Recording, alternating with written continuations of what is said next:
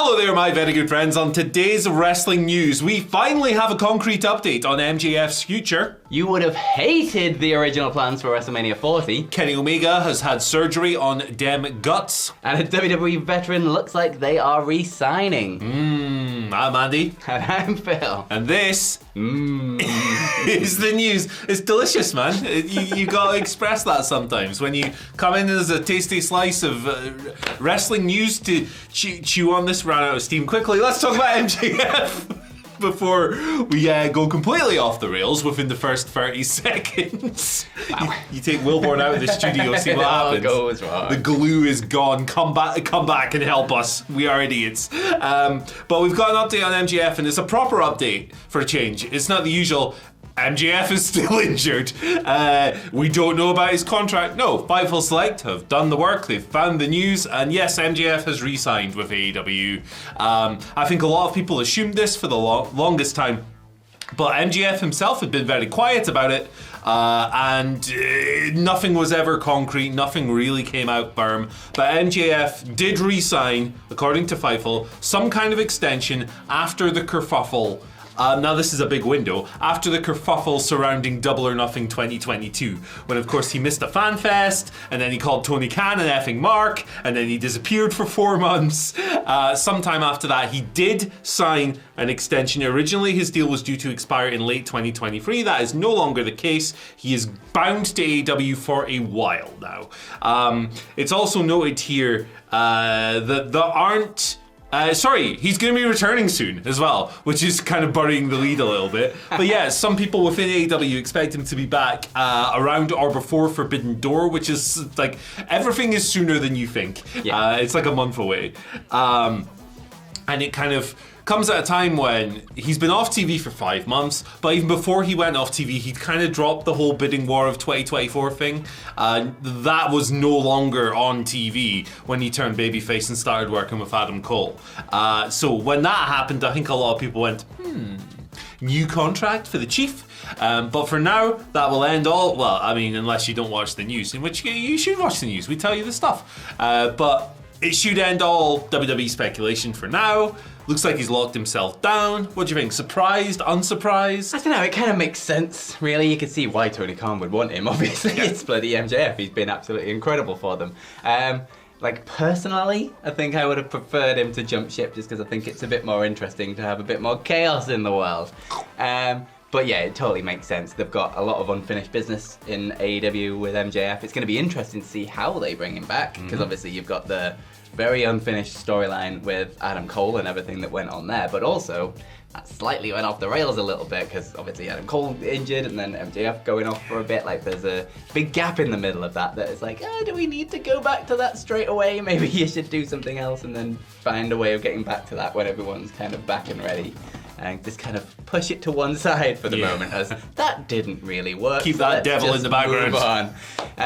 So yeah, it's going to be interesting to see how they bring him back. I think AEW needs him at the minute. Like, people who feel like top stars seem to be vaguely lacking in AEW. Everyone seems to be a lot on the same level. They need like standouts. And I think MJF was definitely that. So yeah, I'm looking forward to having him back and back on TV, definitely. Yeah, for sure. Like, I think AEW lacks some consistency at the moment. I think it's a promotion that's very capable of giving you incredible highs. But the week to week, sometimes you'll get 2, 3, 4 really great shows in a row. And then you'll get one that makes you go, what's going on here then?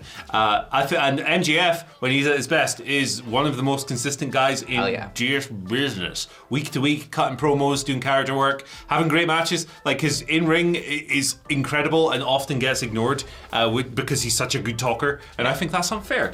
At the same time, a lot of the stuff they did in The Devil in the Adam Cole storyline wasn't to my taste, and it wasn't to a lot of other people's taste as well. It was a little bit more attuned to what they do over in Stamford rather than Jacksonville.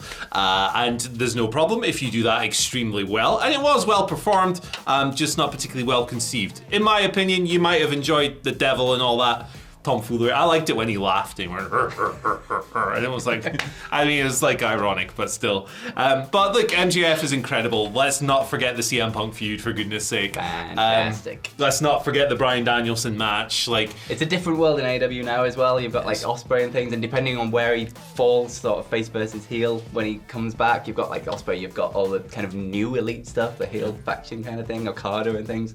There's a lot of extra people for him to mix it up with now. Loads and loads and loads, and I think there's no shortage of cool directions. But what would you do with MJF when he returns?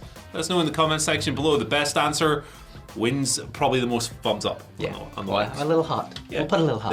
There you go. But moving over, Brian Gewirtz has been on Busted Open Radio, saying basically that you would have hated the original plans for WrestleMania 40. Which is always a good sign, isn't it? So I've got some quotes from it that I'm just going to read out because it's easier that way. Yeah. So he said basically the idea of Cody winning the Rumble he saw as very problematic. To be in full transparency, he said, even in San Diego in that meeting, I thought the cleanest thing to do if we were booking Rock versus Roman is to have Punk win the Rumble and challenge Rollins. Just because there's a difference storyline-wise of Cody wanting to finish the story and Cody having earned the right to finish the story by winning the Royal Rumble, which is quite a big distinction, really, when you think about it. Like, you can want something all you want, but when you physically won the right in front of hundreds of thousands of millions of people, kind of makes it a little bit different storyline-wise. Yeah. He went on to say that this is with 100% certainty that the original plan is something that you, Dave, speaking of Dave LaGreca, and many, many more people would have hated more than anything in life itself. Which is strong-ass words there, Brian Gewirtz. I can't overstate that or understate that. I can't state that any more clearly, but Punk gets hurt and the dominoes start falling and things start shifting. Then we get to a point where the WrestleMania press conference is coming up and we need to promote something, a main event of some sort. So basically it was kind of all over the place. We've had Cody Rhodes come out recently saying that he found out about the Rock versus Roman plans on the day of the Royal Rumble.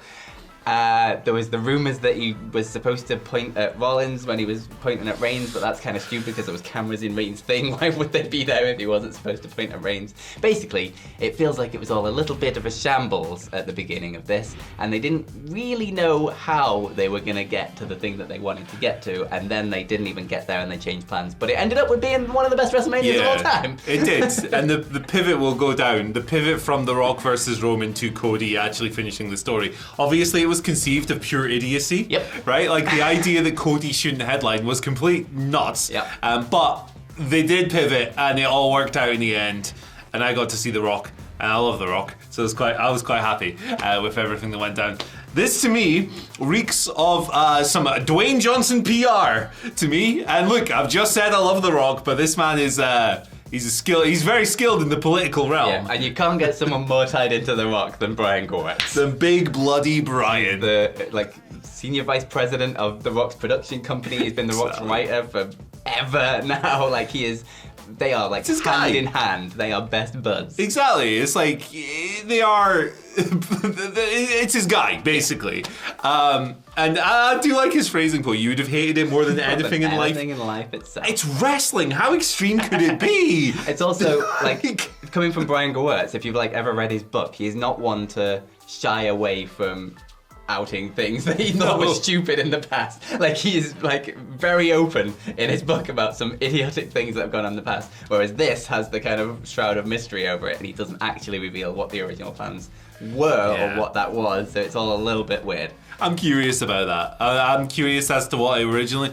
the best guess I can have is that maybe it relates to the idea that the report from a few weeks ago that The Rock was going to beat Roman and then relinquish the belt, and then Cody was going to fart around over here instead. But then, if he was alluding to that, that's the story that makes The Rock look bad, so why would Brian allude to it? It's really confusing. Yeah. I'd love to know what it is, genuinely. I love the chaos. Obviously what we got was the best possible outcome in the end, but it's fun to think of just disasters, isn't it? It'd be fascinating to see if they ever release that documentary that they teased after Mania as well, the one about all the lead up to this. They were like, it's coming out Wednesday, and then it never came out. Well, we didn't say which Wednesday. Well, this is true. It keeps moving back and back and back. Maybe we'll see it. Maybe hell will freeze over someday. Do you want to talk about Kenny Omega? Yeah, why not? Old Tyson Smith himself. He's getting his guts. He's getting his guts. He's getting some new guts. He's getting his guts taken out, washed, and put back in. That's how surgery works. He's gone under the knife for his diverticulitis. We shouldn't take the piss too much because the poor guy's in a lot of pain. But yeah, he's had surgery, which is good news. This is from Fightful Select. They confirmed it. It was in New York on the 16th of May, very specific. They got the exact date.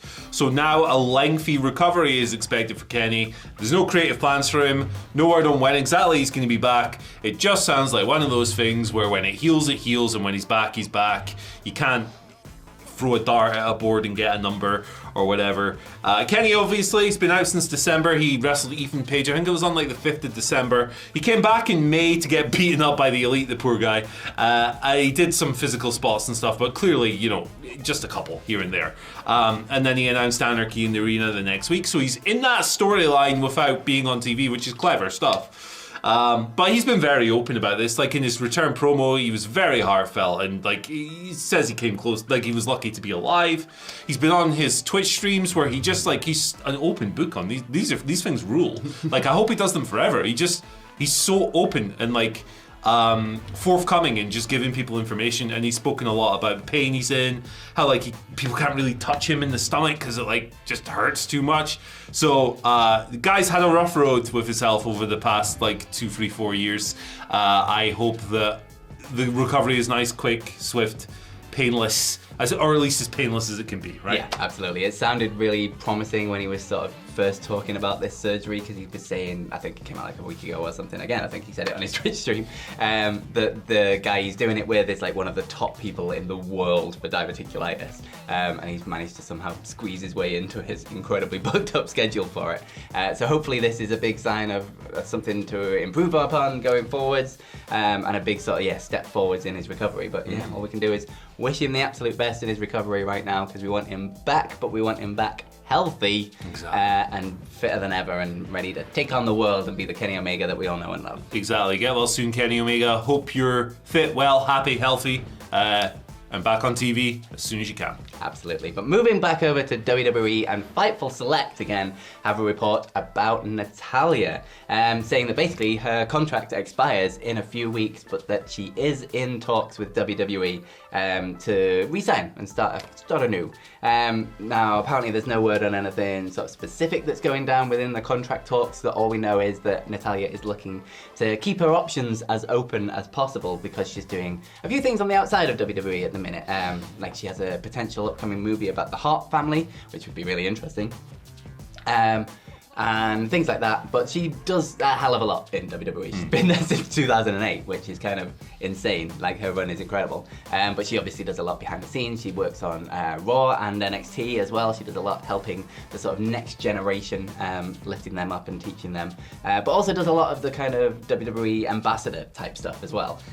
So she's kind of thoroughly entrenched in WWE at this point, and it would make absolute sense for them to hire her and keep her going. Yeah, absolutely. Like it's one of those things I can't really see Natalya working anywhere else. No. Outside of the project she's doing, like the movie and stuff. Yeah, they're a bit different, but I don't see her working in a different wrestling. Nah, like, and I always think it's fun when, I say this all the time, but when people who've been in one place for ages go somewhere else, I always think that's a cool experiment. I don't see it happening with her. I do think she'll resign. Her husband works there as well, of course. The former Tyson Kid as a producer or a road agent.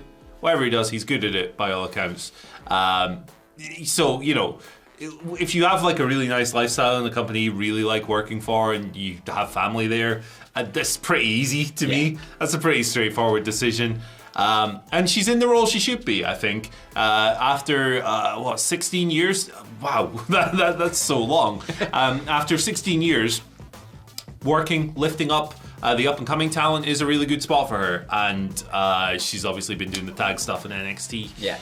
Everyone speaks really highly of her in that kind of a position as well. Like, everyone coming up always has really good things to talk about Natalya and how much they helped her in their careers, so it kind of makes sense to have that kind of veteran presence. That's it. Like, to help out these people. With Natalya, I think we're at that stage where if somebody did an interview and went, you know who I really hate? That bastard Natalya. I'd probably speak more to their character than Natty's. But yeah, like, I think she'll resign, and I think we're probably just a few weeks away from the story dropping that she has resigned. Indeed. Right, so usually we do the questions here, and we are going to do some questions, don't worry. I'm not on Twitter at the moment, taking a little break from that platform because it's Twitter. And I forgot to do a YouTube community post. There you go. Hey, when you don't have a working brain, these things happen. So, fortunately, in the year of 2024, we have the fountain of all knowledge.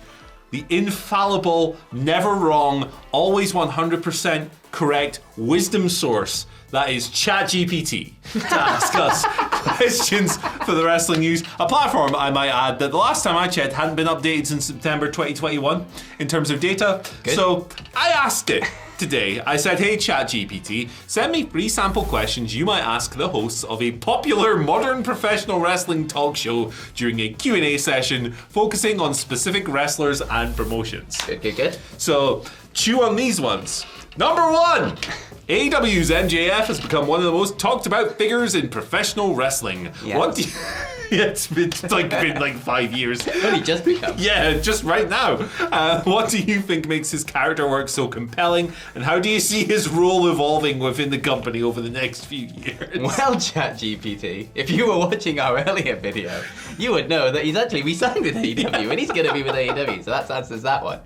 And what makes MJF so compelling is he's real. He's a very, very real man. He believes absolutely everything. He lives absolutely everything. If you watched him before AEW, he was still doing the I'm gonna be in gimmick all the goddamn time thing. The stuff he did at WrestleCon that one year, I can't remember when it was, when he was just wandering around cutting promos on everyone and being an absolute bastard.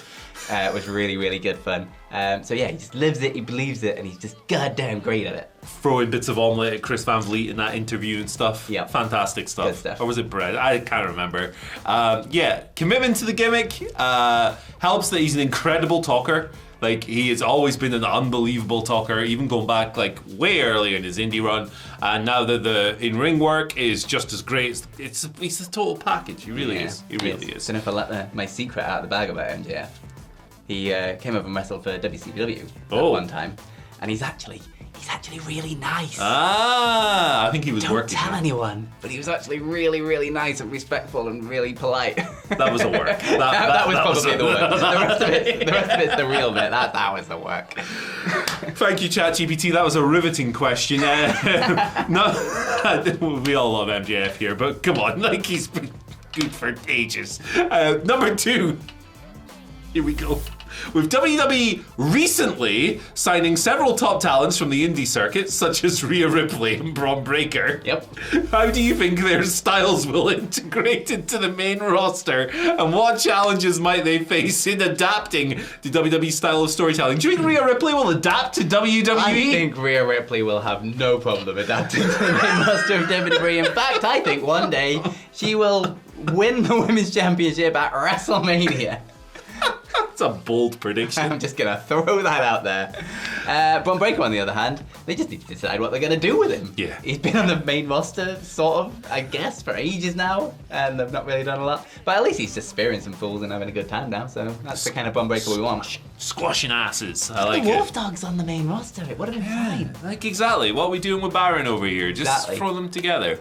Yeah, this is interesting. I think it shows, like, situations like this really show the weaknesses of this platform, and it does have its uses. But, like, several top talents from the indie circuit. I mean, Braun Breaker had like 2 indie matches before. Not an indie guy. Exactly, and Rhea Ripley had an indie run, but it's not like people were looking at her or like she was like. She wasn't exactly made of a PWG or something. Yeah, exactly. She wasn't the female Zack Sabre Jr. or whatever. Choose your example. I don't know, Bryan Danielson in 2002.